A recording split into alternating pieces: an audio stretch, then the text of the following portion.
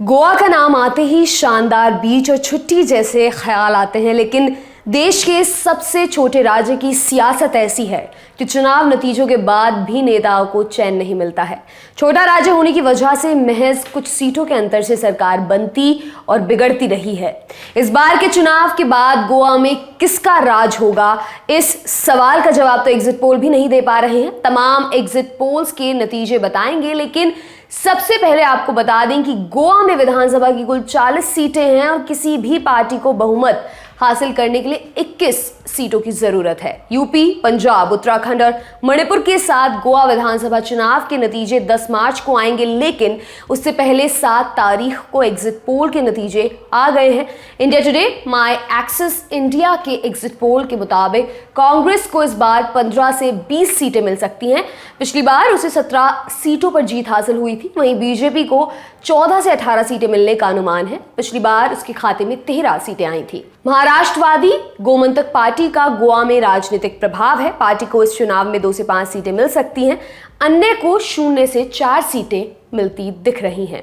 वहीं एबीपी सी वोटर के एग्जिट पोल में बीजेपी को 13 से 17 सीटें मिलने की बात कही गई है, जबकि कांग्रेस को 12 से 16 सीटों पर जीत मिल सकती है। इस एग्जिट पोल में तृणमूल कांग्रेस को लेकर अनुमान लगाया गया है कि 5 से 9 सीटें उसके नाम हो सकती है। अन्य को 0 से 2 सीटें ही मिल पाएंगी। टाइम्स नाउ वीटो के सर्वे के मुताबिक कांग्रेस का 16 सीटों पर कब्जा हो सकता है। वहीं बीजेपी को 14 सीटों पर जीत मिलने का अनुमान है। इस सर्वे में आम आदमी पार्टी को 4 सीटें दी गई हैं, जबकि अन्य की 6 सीटों पर जीतने की भविष्यवाणी की गई है। जबकि TV9 भारतवर्ष के एग्जिट पोल में बीजेपी 17 से 19 सीटें जीत रही है। कांग्रेस को यहां 11 से 13 सीटें दी गई हैं। आप के 1 से 4 सीटें जीतने का अनुमान है और अन्य उम्मीदवार 2 से 7 सीटें जीत सकते हैं। एक और एग्जिट पोल एजेंसी जन की बात के मुताबिक गोवा में बीजेपी को 13 से 19 और कांग्रेस को 14 से 19 सीटें मिल सकती हैं।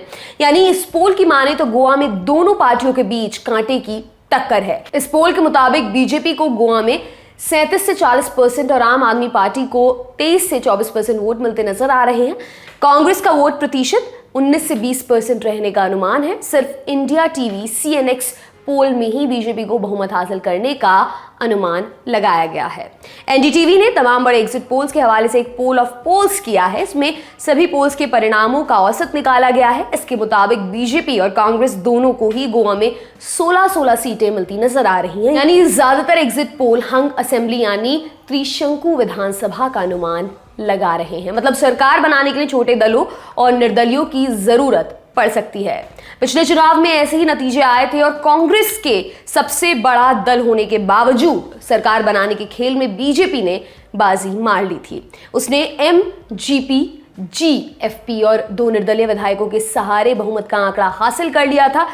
तब दिवंगत मनोहर पर्रिकर ने मुख्यमंत्री पद की शपथ ली थी। उनके निधन के बाद प्रमोद सावंत को राज्य का मुख्यमंत्री बनाया गया।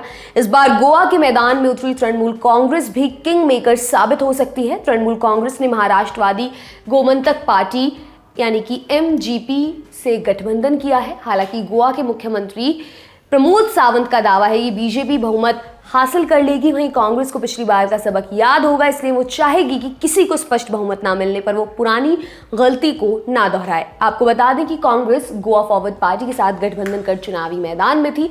तो कुल मिलाकर एग्जिट पोल की माने तो गोवा में इस बार फिर बीजेपी कांग्रेस के बीच कांटे की टक्कर है। आपके लिए ये खबर लिखी है साजिद ने। मेरा नाम है दिव्यांशी। देखते रहिए दी लल्लन टॉप। शुक्रिया।